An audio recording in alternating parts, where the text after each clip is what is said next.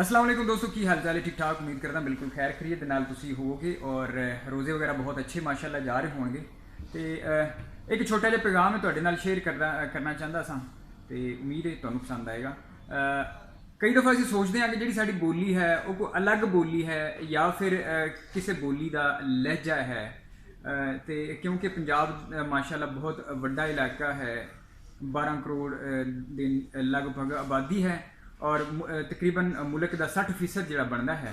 तो वो एक छोटा जहा फार्मूला है, अप्लाई करो और यकीनन तुहानू हर चीज़ का पता लग जाएगा, चानन हो जाएगा। तुसी पंजाब के किसी भी इलाके टुर जाओ, किसी भी एरिया टुर जाओ, या फिर तुसी हरीपुर वाली साइड टुर जाओ, कश्मीर टुर जाओ, जनूबी पंजाब वाली साइड ते इधर जड़ा है उधर तुसी टुर जाओ, जिथे भी तुसी टुर जाओ, सिर्फ एक छोटा जिहा फार्मूला तुसी वरतना है, तुहानू पता लग जाएगा। तुसी उत्थे किसी भी बंदे नाल गल करो, अगर तो तुहानू उस बंदे की गल समझण लई अगर तुहानू ट्रांसलेटर की लोड़ पैंदी है, अगर तुहानू किसी तर्जमा करने वाले की लोड़ पैंदी है, किसी होर बंदे की लोड़ पैंदी है जिहड़ा तुहानू गल समझाए और तुहानू गल समझ ना आ रही होवे, फिर वो बोली तुहाडी बोली नहीं है और ना ही फिर तुहाडी बोली का वो लहजा है।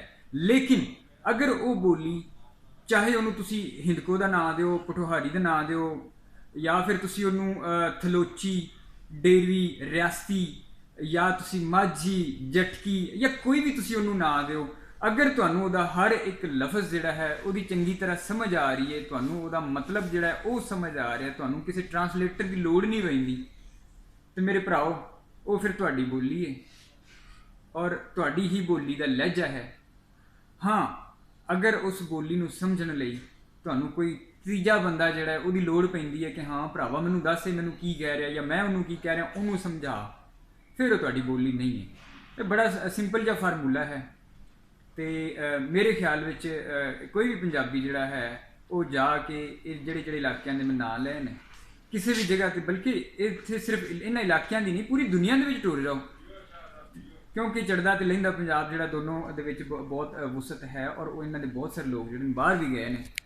तो कुछ लहजे इंज दे भी है ने जिहड़े उधर चढ़दे वाली साइड ते शायद बोले जाते होण, इधर ना बोले जाते होण। तो लेकिन गल करन दा मकसद ये है तुसीं कित्थे भी टुर जाओ, पूरी दुनिया च टुर जाओ, किसी बंदे नाल गल करो, अगर तुहानू ट्रांसलेटर की लोड़ नहीं पैंदी, अगर तुहानू किसी तर्जमा करने वाले की लोड़ नहीं पैंदी, तुहानू समझाउण लई गल समझाउण लई किसी तीजे बंदे की लोड़ नहीं पैंदी, तो भराओ वो बोली तुहाडी अपनी बोली है, वो कोई बोली गैर नहीं है।